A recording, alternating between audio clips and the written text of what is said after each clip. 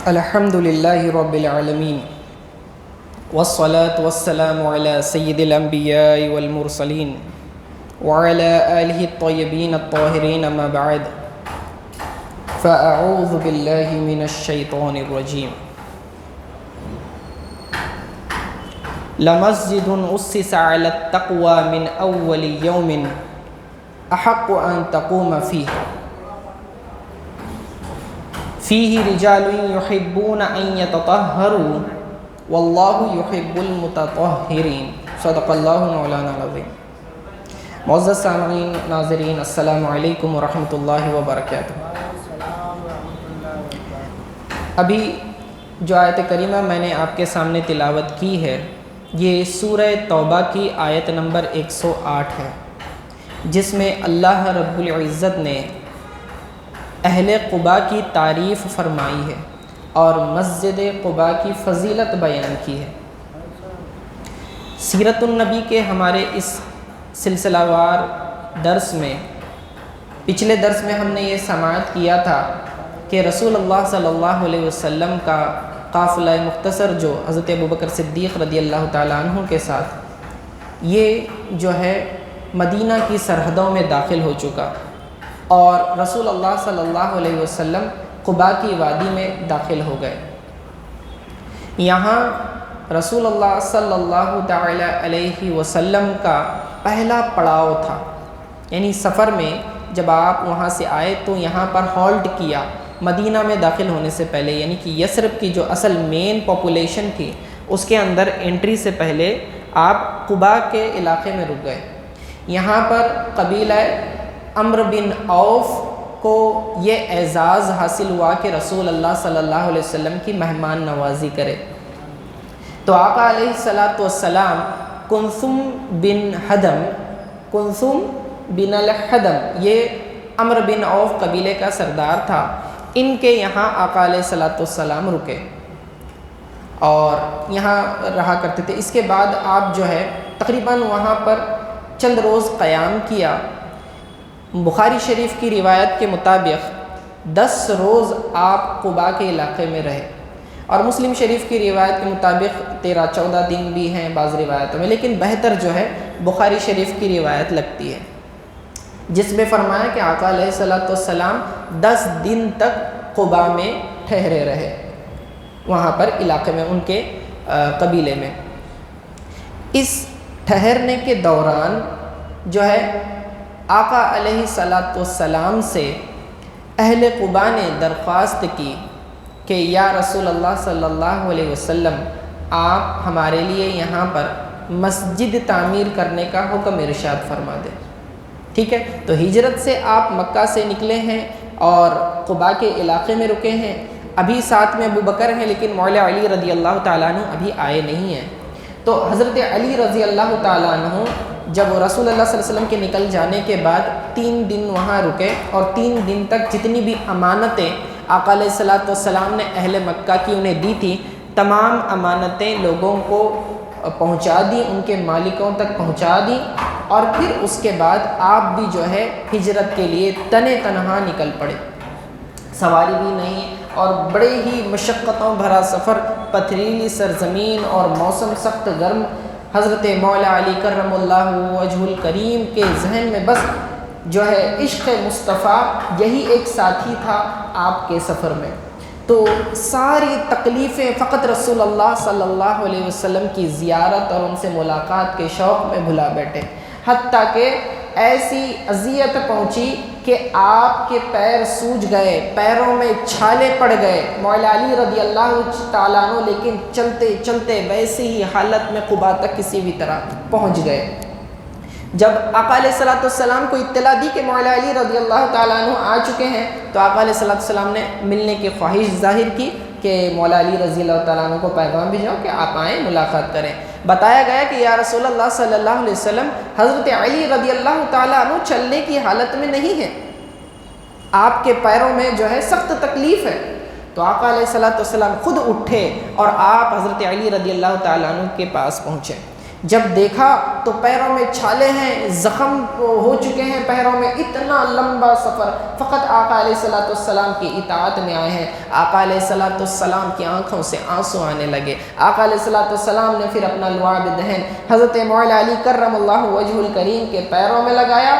پھر وہ لگانا کیا تھا، وہ شفا، وہ تریاق کا اثر کر گئی، معجزہ رسول صلی اللہ علیہ وسلم کا ظہور ہو گیا، اور ساری تھکان، ساری تکلیف، سارا درد سب خود ختم ہو گیا۔ اور مولا علی رضی اللہ تعالیٰ عنہ فرماتے ہیں کہ یہ لعاب دہن کا ایسا اثر ہوا کہ زندگی میں پھر کبھی پیر درد نہیں ہوئے، زندگی میں کبھی پھر پیر درد نہیں ہوئے۔ یہ آقا علیہ الصلوۃ والسلام کا معجزہ تھا۔ تو حضور علیہ الصلوۃ والسلام سے اہل قباء نے درخواست کی کہ یا رسول اللہ صلی اللہ علیہ وسلم یہاں ہمارے لیے مسجد تعمیر کریں۔ تو حضور صلی اللہ علیہ وسلم نے اپنی اونٹنی جو قصوہ آپ کی تھی وہ بیٹھی ہوئی تھی، کہا کہ کوئی شخص اس پر کھڑا ہو جائے تاکہ جو ہے ہم مسجد کا احاطہ طے کریں۔ اب یہ جو علاقہ تھا قباء کا، یہ کلثوم بن الحدم جو مالک تھے، سردار تھے قبیلہ عمرو بن عوف کے، تو یہ انہی کی ملکیت، انہی کی زمین تھی۔ اور یہ قباء کا جو چٹیل میدان ہے، وہاں پر اہل قباء اپنی کھجوروں کو خشک کیا کرتے تھے، کھجوریں سوکھنے کے لیے چھوڑا کرتے تھے، تو یہ ان کی ملکیت میں تھی، جو آقا علیہ الصلوۃ والسلام کے لیے ہبہ، مسجد کے لیے آپ نے ہبہ کر دی تھی۔ تو حضور صلی اللہ علیہ وسلم نے فرمایا کہ کوئی شخص جو ہے اونٹنی پر کھڑا ہو جائے۔ حضرت ابوبکر صدیق رضی اللہ تعالیٰ عنہ کھڑے ہوئے، اونٹنی کو اٹھانا چاہا لیکن اونٹنی اٹھی نہیں۔ حضرت عمر رضی اللہ تعالیٰ عنہ کھڑے ہوئے اور وہاں پر اونٹنی پر سوار ہونا چاہے لیکن اونٹنی کھڑی نہیں ہوئی۔ پھر آقا علیہ الصلوۃ والسلام نے فرمایا اپنے باقی اصحاب سے کہ تم میں سے کوئی جو ہے کھڑا ہو جائے اور اس اونٹنی پر سوار ہو جائے۔ تو حضرت علی رضی اللہ تعالیٰ عنہ اٹھے اور آپ نے جو اس کی رکاب تھامی، اس پر سوار ہوئے، تو حضور صلی اللہ علیہ وسلم نے فرمایا کہ اے علی، اس کی رکاب کو تم ڈھیلا چھوڑ دو، اس کی لگام کو کیا کرو، ڈھیلا چھوڑ دو، اور جہاں تک جتنا علاقہ یہ اونٹنی چلے گی اتنا علاقہ ہم مسجد میں شامل کریں گے، کیونکہ یہ اونٹنی اللہ تعالیٰ کے حکم کے تابع ہے۔ یہ معجم الکبیر کی حدیث ہے جو میں نے آپ کے سامنے بیان کی۔ تو پھر وہ احاطہ طے ہوا اور پھر مسجد کی تعمیر کا کام شروع ہوا۔ دیکھیں رسول اللہ صلی اللہ علیہ وسلم کی ذات جو ہے، اب ایک سرداری حیثیت قوت حاصل ہے، شہنشاہ دو جہاں ہیں، سردار الانبیاء ہیں، لیکن باوجود مسجد کی تعمیر میں خود بذات خود حصہ لے رہے ہیں۔ صحابہ فرماتے ہیں ہم دیکھتے تھے کہ رسول اللہ صلی اللہ علیہ وسلم وزنی پتھر اٹھا اٹھا کر لاتے، جس کی مٹی آپ کے پیٹ کو لگ جاتی، اور ہم محسوس کرتے کہ آپ قوت سے اسے اٹھا رہے ہیں۔ تو عاشقان رسول صلی اللہ علیہ وسلم آپ کے پاس جاتے، کہتے یا رسول اللہ صلی اللہ علیہ وسلم یہ پتھر ہمیں دے دیجئے، ہم اٹھائیں گے، ہم یہ کام کریں گے۔ تو آپ علیہ السلام فرماتے کہ نہیں، جاؤ تم اس جیسا کوئی اور پتھر اٹھا لے آؤ۔ حتیٰ کہ جب تک مسجد تعمیر نہ ہوئی، آقا علیہ السلام یہ مشقت مسلسل برداشت کرتے رہے، اپنے ہاتھوں سے مسجد کی تعمیر میں حصہ لیا۔ تو مسجد کی تعمیر کرنا یہ بڑے ہی عظیم ثوابوں میں سے ہے۔ مبارکباد ہو اس مسجد کے وہ لوگ جو اس تعمیر میں حصہ لیتے ہیں اور اس کے لیے تعاون کرتے ہیں۔ تو بڑی ہی خوبصورت اس مسجد کو بنایا ہے۔ تو رسول اللہ صلی اللہ علیہ وسلم نے کیا کیا، خود مسجد کی تعمیر میں حصہ لیا۔ ایک ہے مسجد کے کاموں میں پیسہ لگانا، دوسرا بذات خود مسجد کے کاموں میں جو ہے اپنی محنت کو صرف کرنا، اپنی قوت کو خرچ کرنا۔ تو یہ بھی بڑے ہی ثواب والے کاموں میں سے ہے۔ اور اللہ رب العزت نے ان کی تعریف فرمائی ہے، قرآن میں فرمایا گیا کہ لَمَسْجِدٌ أُسِّسَ عَلَى التَّقْوَى مِنْ أَوَّلِ يَوْمٍ، کہ وہ مسجد جس کی بنیاد تقوی پر رکھی گئی ہے، متقی حضرات نے اس مسجد کو بنایا ہے۔ معلوم ہوا کہ مسجد کی تعمیر میں کوئی حرام پیسہ شامل نہیں کر سکتے، آپ زکوٰۃ کا پیسہ بھی نہیں دے سکتے، اگرچہ کہ وہ حلال ہوتا ہے لیکن اس میں مال کا مالک بنانا شرط نہیں ہوتا، تو آپ زکوٰۃ کا پیسہ نہیں دے سکتے مسجد کی تعمیر میں، خیال رکھیں۔ تو لَمَسْجِدٌ أُسِّسَ عَلَى التَّقْوَى، کہ وہ مسجد جس کی بنیاد تقوی پر رکھی گئی ہے، من اول یومن، پہلے دن سے، ڈے 1 سے تقوی پر اس کی بنیاد ہے، تو فرمایا احق ان تقوم فی، احق ان یقوم فی، کہ اس کے اندر کھڑا ہونا یہ زیادہ حق رکھتی ہے، یہ مسجد جو ہے یہ زیادہ مستحق ہے کہ اس کے اندر آقا علیہ الصلوۃ والسلام کی ذات اقدس کھڑی ہو، یعنی نماز پڑھیں۔ اس کا کنٹیکسٹ یہ ہے کہ اس سے پچھلی والی آیت نمبر 107 میں مسجد زرار کا تذکرہ ہے، جو منافقوں نے بعد میں بنائی تھی، اور اس کا مقصد جو ہے اسلام کے خلاف مشن کو چلانا تھا، اور وہاں پر رسول اللہ صلی اللہ علیہ وسلم کی توہین ہوتی تھی۔ تو اللہ رب العزت نے حکم دیا کہ اے حبیب صلی اللہ علیہ وسلم کہ لا تقوم فیہ ابدا، آپ اس مسجد میں ہرگز نہ جائیں۔ کیوں؟ کیونکہ وہاں اہانت رسول صلی اللہ تعالی علیہ وسلم ہوا کرتی تھی، وہاں رسول اللہ صلی اللہ علیہ وسلم کے خلاف اور اسلام کے خلاف پروپیگنڈے کیا کرتے تھے۔ تو منافقین نے یہ مسجد بنائی، 3 دن وہ مسجد قائم رہی، اس میں حضور صلی اللہ علیہ وسلم کو جو ہے نماز پڑھنے کے لیے دعوت دی گئی، تو اللہ نے حکم نازل فرمایا کہ لا تقم فیہ ابدا، اس کے اندر آپ کبھی بھی نہ جانا، کبھی بھی نماز نہیں پڑھنا، ورنہ لوگوں کے لیے دلیل بن جائے گی کہ وہ مسجد جو ہے قابل عبادت ہے۔ فرمایا نہیں، اس کی بنیاد تقوی پر نہیں رکھی گئی، اس کی بنیاد فساد پر رکھی گئی ہے، اسلام کو برباد کرنے کے لیے رکھی گئی ہے۔ لا تقم فیہ ابدا، آپ اس میں ہرگز کھڑے نہ رہیں۔ حقدار مسجد کون سی ہے؟ وہ مسجد جس کی بنیاد تقوی پر رکھی گئی ہے۔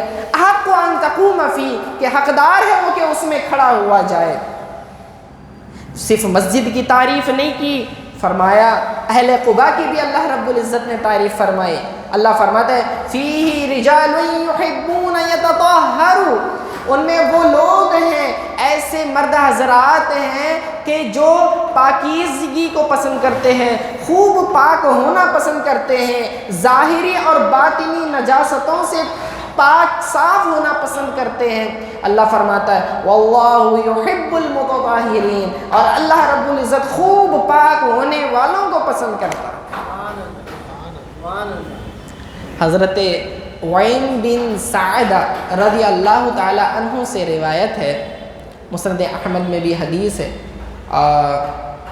کہ رسول اللہ صلی اللہ علیہ وسلم نے اہل قباء سے پوچھا کہ اے قباء والو، اللہ رب العزت قرآن میں تمہاری تعریف فرماتا ہے کہ تم خوب پاک ہونے کو پسند کرتے ہو، بتاؤ تمہارا وہ کیا عمل ہے؟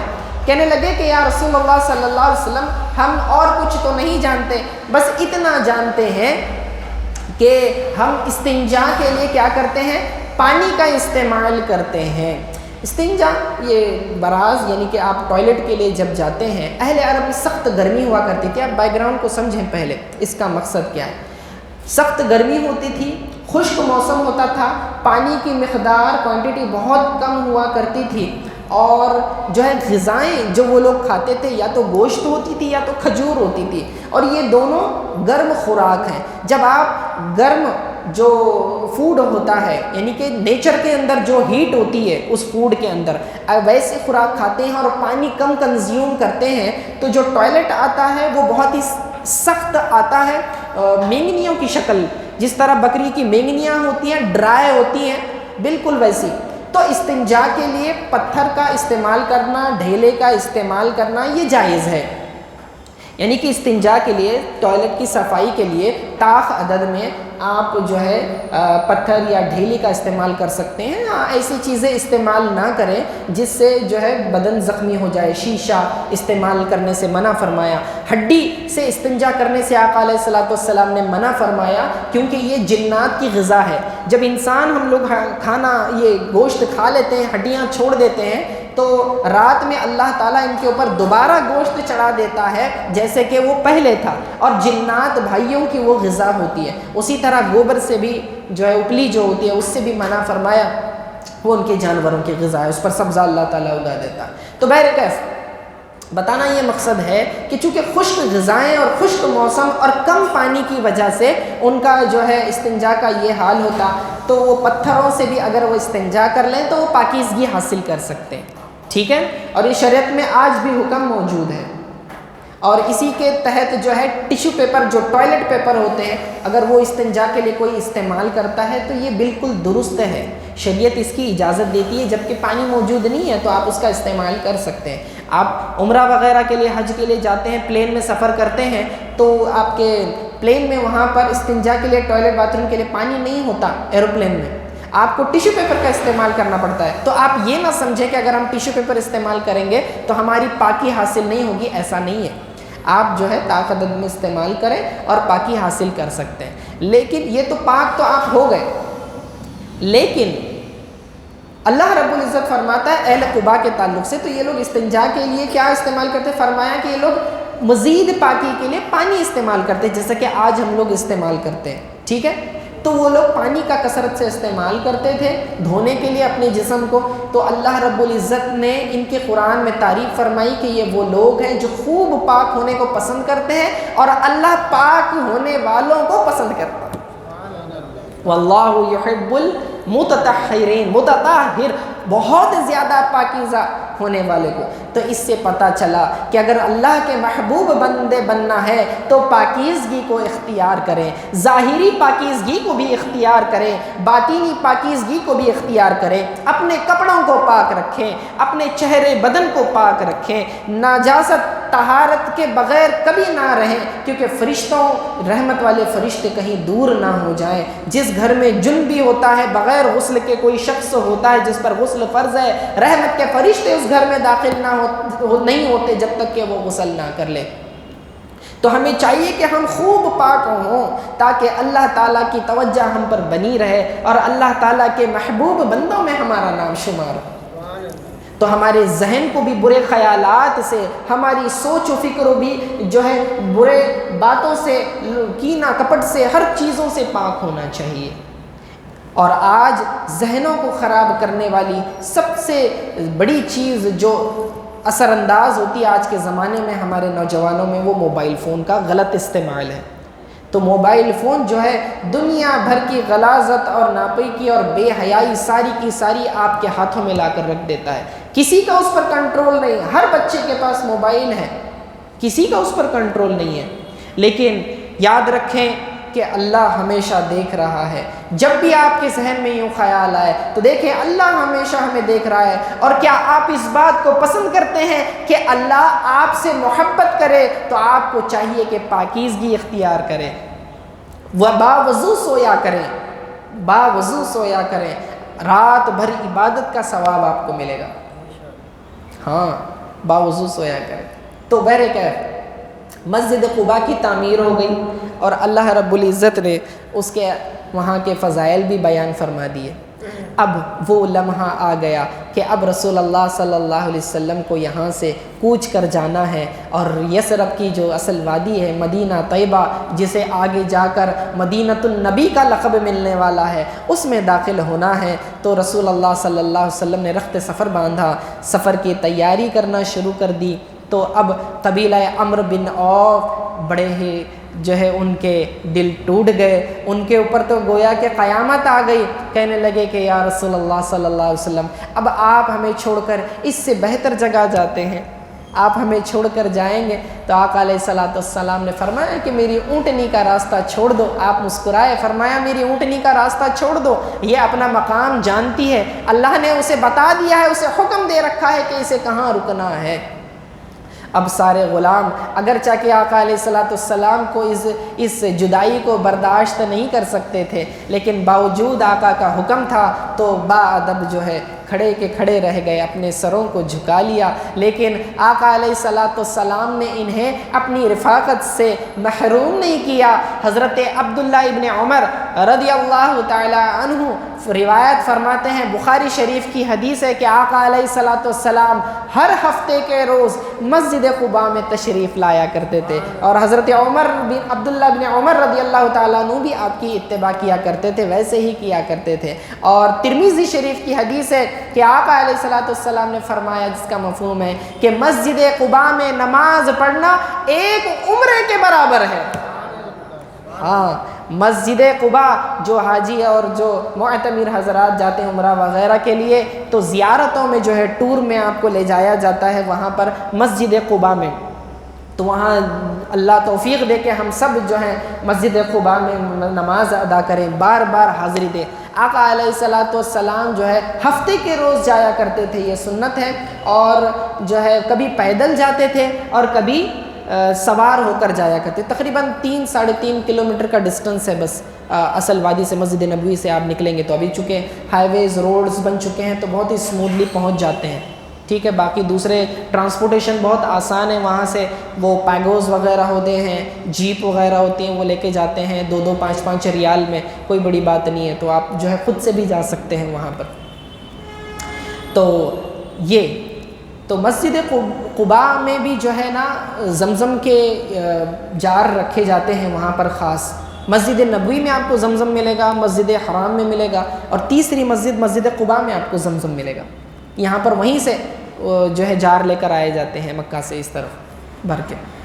تو بہرکیف تو مسجد قباء میں نماز پڑھنا عمرے کے برابر ثواب ہے۔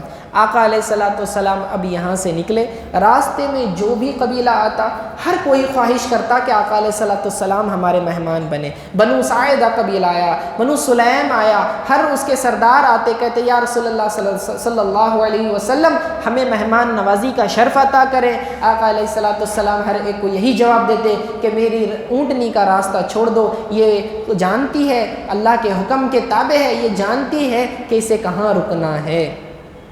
اور پھر اس کے بعد یوں ہی چلتے رہے، دوپہر سے وقت ڈھلنا شروع ہوا۔ جب رسول اللہ صلی اللہ علیہ وسلم یہاں داخل ہوئے تھے تو 12 ربیع الاول سوموار کا دن تھا، پیر کا روز تھا، اور پھر وہاں سے جب نکلے ہیں تو جمعہ کا دن ہے۔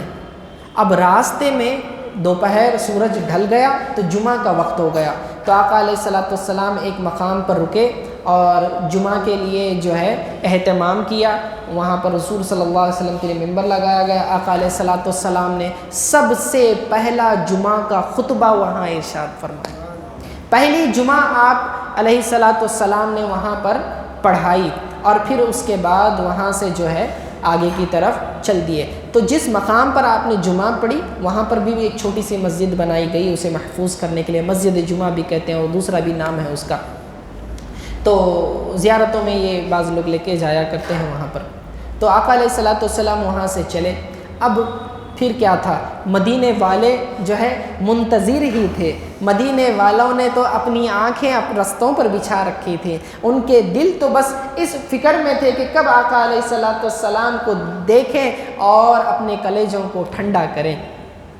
تو حضور صلی اللہ علیہ وسلم کی جیسی آمد کی خبر ہوئی، حضور صلی اللہ علیہ وسلم نے جو ایک صحابی کو بھیجا جا کے بتا دو کہ حضور صلی اللہ علیہ وسلم جو ہے اب داخل ہو رہے ہیں۔ تو پھر کیا تھا، لوگوں کا ہجوم آ گیا، 500 کے قریب انصار صحابہ حضور صلی اللہ علیہ وسلم کی زیارت کے لیے آئے۔ ادھر اہل قباء کی طرف سے بھی بعض حضرات ساتھ میں ہیں، تو یہ ایک نورانی قافلہ جلوس کی شکل میں چلتا جا رہا ہے، اور ادھر سے ایک دوسرا جلوس صحابہ کا جو ہے مدینہ سے حضور صلی اللہ علیہ وسلم کی زیارت کے لیے آ رہا ہے۔ حبشی حضرات بھی اپنے منفرد انداز میں وہ تلواروں کا کھیل دکھاتے ہوئے جو ہے حضور صلی اللہ علیہ وسلم کا استقبال کر رہے ہیں۔ عورتیں جو پردہ نشین خواتین ہوتی ہے وہ بھی گھروں کی چھت پر آ گئی کہ دیکھیں اس نورانی چہرے کی زیارت کریں۔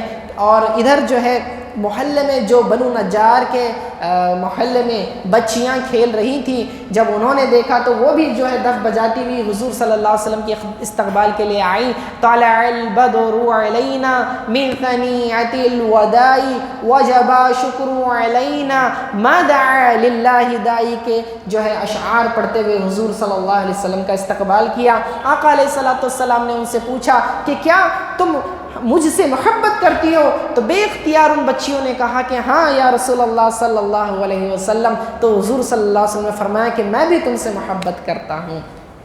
اس سے پتہ چلا کہ محبت رسول کا صلہ محبت ہے۔ آپ آقا علیہ الصلوۃ والسلام سے محبت کریں گے تو بدلے میں آپ کو محبت ہی ملے گی رسول اللہ صلی اللہ علیہ وسلم کی۔ ہر عمل جو آپ کرتے ہیں آپ کو ثواب ملے گا، نیکیاں ملیں گی، درجات بلند ہوں گے، گناہ معاف ہوں گے، مگر محبت رسول یہ ایک ایسی نیکی ہے کہ اس کے بدلے میں آپ کو جو ہے رسول اللہ صلی اللہ علیہ وسلم کی محبت نصیب ہوتی ہے۔ احد پہاڑ کی طرف آقا علیہ الصلوۃ والسلام دیکھ کر ارشاد فرمایا کہ احد پہاڑ مجھ سے محبت کرتا ہے، میں اس سے محبت کرتا ہوں۔ احد پہاڑ کو کیا محبت کر کے نیکیاں اور ثواب کمانا تھا؟ ہرگز نہیں، وہ تو بدلے میں رسول اللہ صلی اللہ علیہ وسلم کی محبت چاہتا تھا۔ تو معلوم ہوا کہ محبت رسول کے محتاج صرف انسان اور جن ہی نہیں بلکہ ساری کائنات کی مخلوق ہے۔ اور کیسے پھر بے غیرت وہ لوگ ہوں گے جن کے دل رسول اللہ صلی اللہ علیہ وسلم کی محبت سے خالی ہوں۔ تو یہ سیرت النبی کے دروس جو آپ سنتے ہیں، یہ رسول اللہ صلی اللہ علیہ وسلم کی محبت کو اجاگر کرنے کا بہترین طریقہ ہے۔ تو رسول اللہ صلی اللہ علیہ وسلم کا استقبال ہوا۔ ہر شخص چاہتا تھا کہ رسول اللہ صلی اللہ علیہ وسلم ہمارے مہمان بنے، میزبانی کا شرف ہمیں حاصل ہو، لیکن یہ مقدر میں طے ہو چکا تھا کہ کون میزبان رسول صلی اللہ علیہ وسلم بنے گا۔ آپ کی اونٹنی قصوہ چلتی جاتی، رسول اللہ صلی اللہ علیہ وسلم نے اس کی مہار چھوڑ دی، اس کی لگام چھوڑ دی کہ وہ اللہ کے حکم سے جہاں جائے گی، جہاں رکے گی وہیں ہمارا مقام ہوگا۔ ہر شخص جس کے گھر کے سامنے سے یا اونٹنی گزرتی، اس کے دل جو ہے ٹھہر جاتے، یہ خواہش کرتا کہ کاش یہ اونٹنی میرے در پر رک جائے، کاش وہ رسول اللہ صلی اللہ علیہ وسلم ہمارے گھر کے مہمان بن جائے۔ بنو نجار وہ قبیلہ ہے جو رسول اللہ صلی اللہ علیہ وسلم کا ننیال ہے۔ تو یہ اونٹنی چلتے چلتے گئی اور حضرت ابو ایوب انصاری رضی اللہ تعالیٰ عنہ کے گھر کے سامنے جو میدان تھا وہاں پر گئی، وہاں رکی۔ اب صحابہ اب بھی اپنی امیدیں نہیں توڑے، سوچنے لگے کہ ہو سکتا ہے کہ اونٹنی پلٹ آئے۔ تو اونٹنی بیٹھ گئی، چند منٹوں بعد پھر اٹھی، پھر وہاں سے دوسرے مقام گئی، گھوم کر دوبارہ پھر اسی میدان میں آ کر بیٹھ گئی۔ تو رسول اللہ صلی اللہ علیہ وسلم نے فرمایا کہ ہاں یہی ہمارا مقام ہے۔ پوچھا کہ یہ سب سے قریب مکان کس کا ہے؟ حضرت ابو ایوب انصاری رضی اللہ تعالیٰ عنہ آگے بڑھے، فرمایا یا رسول اللہ صلی اللہ علیہ وسلم میرا مکان سب سے قریب ہے۔ تو رسول اللہ صلی اللہ علیہ وسلم جو ہے حضرت ابو ایوب انصاری رضی اللہ تعالیٰ عنہ کے مہمان بنے، اور حضرت ابو ایوب انصاری رضی اللہ تعالیٰ عنہ نے سامان اتارا، رسول اللہ صلی اللہ علیہ وسلم کا سارا کچھ ارینج کر دیا، انتظامات کر دیے۔ تو بہرکیف یہ مختصر سا واقعہ جو میں نے تذکرہ کیا، قباء سے لے کر مدینہ پہنچنے تک کا سارا میں نے آپ کے سامنے مختصر انداز میں بیان کیا۔ انشاءاللہ مزید تفصیلات آئندہ کے ہم درس میں اللہ نے توفیق دی تو بتائیں گے۔ وصلی اللہ تعالی علی خیر خلق محمد وآلہ وصحبہ اجمعین برحمتک یا ارحم الراحمین۔